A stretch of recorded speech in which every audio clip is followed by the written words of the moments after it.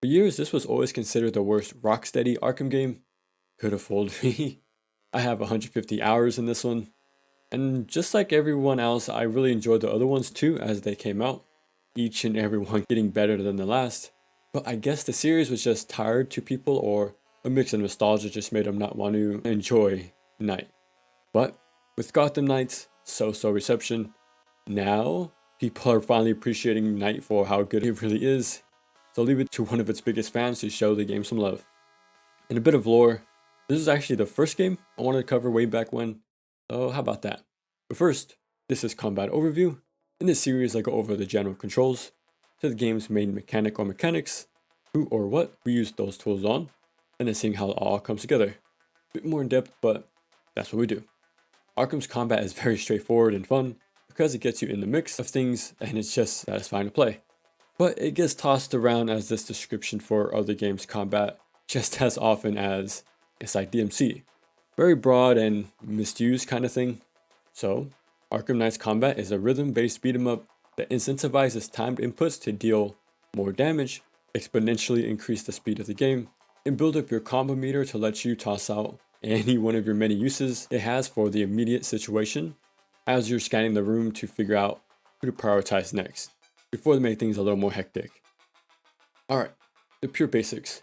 We have our punch on square. It's our main attack. It does its job of dishing out damage, but it also fills your combo meter. Pretty standard, but that's not all.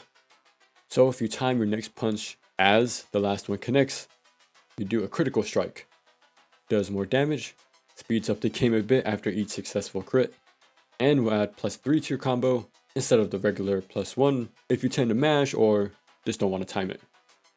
Now probably one of the most recognizable things about Arkham is counter. So when an enemy is winding up for an attack, you'll see this blue indicator above them. This is your cue to press triangle, countering and stopping their attack right then and there. You can counter punches. If there's multiple enemies attacking at once, just press the counter to match that amount. You can counter blunt melee weapons or catch thrown objects tossed your way, but of course, there's more.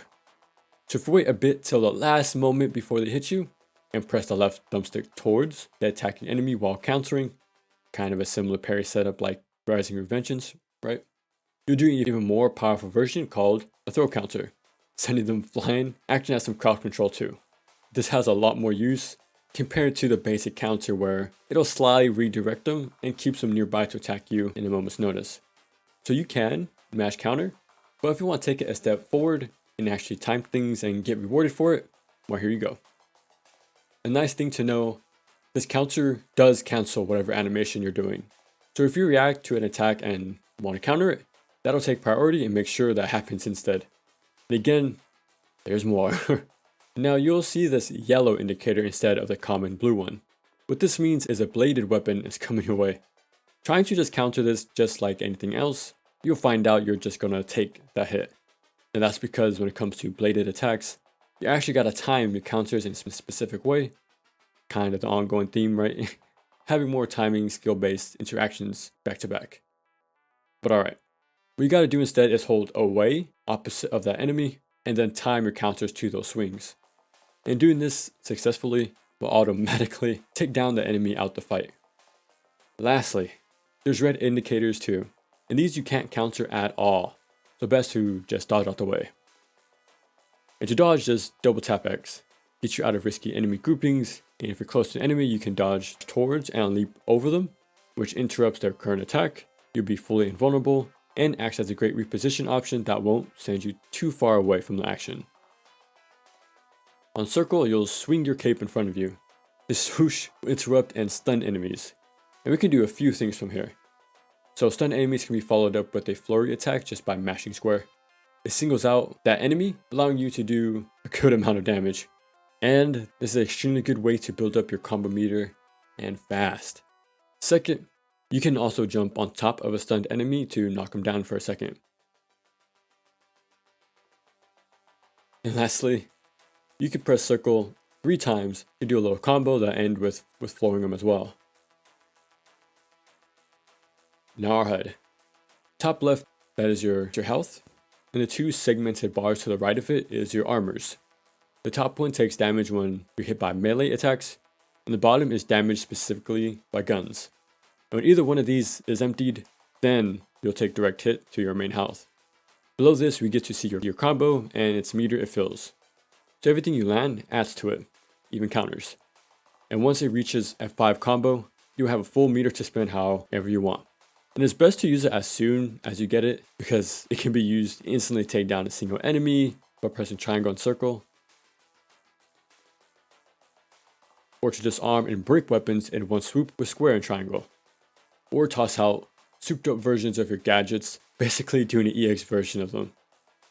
Speaking of which, the gadgets. You do have a wheel to swap them manually, but this game is set up pretty smart to actually have shortcuts for quick and easy access to each and every one of them on a dime. So by quickly tapping L2, you'll send out a batarang. Similar to Ninja Gaiden shurikens, how it's a good way to keep an enemy in check. So it's a little interrupt to stop enemies' attacks, but it doesn't really do much damage. While holding R1 and pressing square, you shoot out an explosive gel at someone. And once it goes off, it'll do a little crowd control blast that'll leave them dazed, making them swing all over the place, hurting each other and just keeps them busy for a bit. Now all gadgets are tied to a face button while holding L2, so again, quick access without having to slow combat in this fast-paced rhythm game. Alright, so we get to shoot out an electric shock to basically do the same thing as the batarang, but it'll keep them busy a little bit longer. Then you have your hook shot. It shoots a wire to yank both you and the enemy at each other. If you press square, it'll set up a clothesline to major damage and floors them.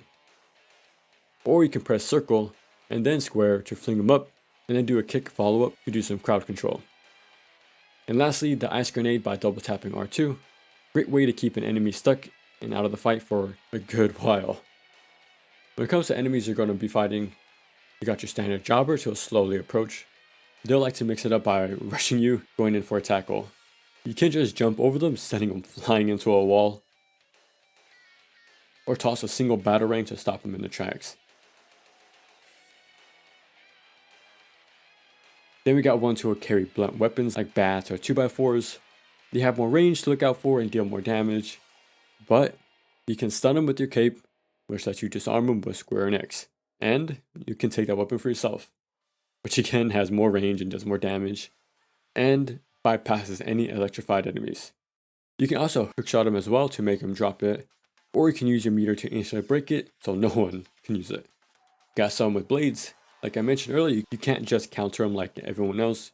You gotta deal with them in that specific way. Or with meter, you can disarm and break their weapon, making them less of a threat. Or you can stun them with their cape. You can't take that blade from them, but this still interrupts them, and you can do any of those follow-ups. We have guys with stun rods. Yep, you can use your meter to break it. Or you can shoot them with your stun gun to kind of give it a burst of extra charge, having them dropping it for now. But someone can come along and pick it up for themselves. So you gotta watch out for that. Shield enemies who are mainly there to stop your combos, because hitting them once will just stop you in your place, ending your combo pretty much instantly. So to deal with them, cape to stun, into the jump follow-up to stomp them into the ground. Or you can break it, of course, with meter. We got medics. Now these are a menace, and honestly focus these as soon as possible, with stuns or hook shots to bring them in close, or to use their instant takedowns with meter. Just whatever you gotta do to get them out the picture. Because not only do they revive a downed enemy, but they buff nearby people as well by giving a single one this electrified shield around them that'll hurt you if you touch them with your fist. And to get that off of them, use your hook shot to get rid of it. So yeah, you really don't want multiple people having that on them.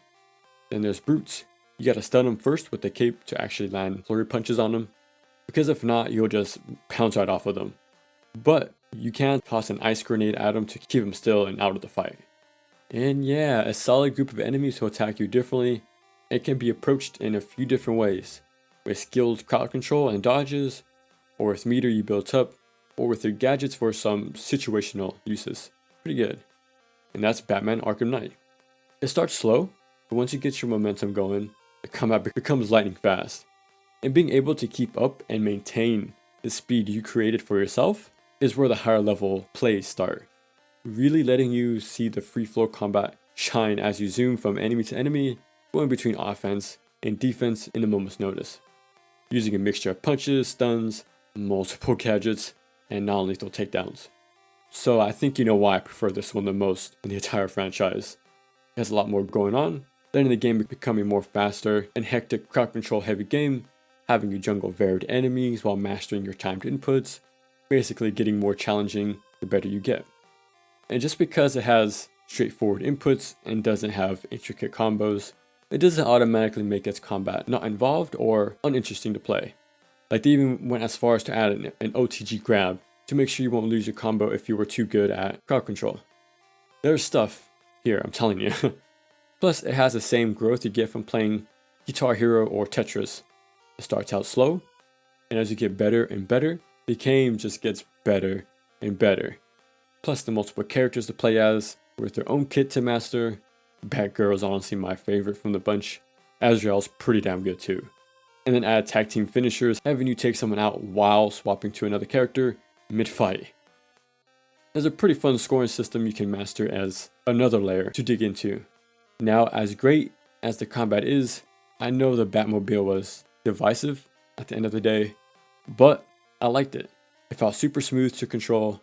They put fun combat races in there, and there were moments where I felt like I was playing Burnout 3, which is good. So it sucks people felt differently, but I thought it was done pretty great here. So yeah, definitely check out Arkham Knight again, or if you haven't at all. If you had a rough time somehow when it first came out, well, maybe give it a second chance. It's pretty well worth digging into.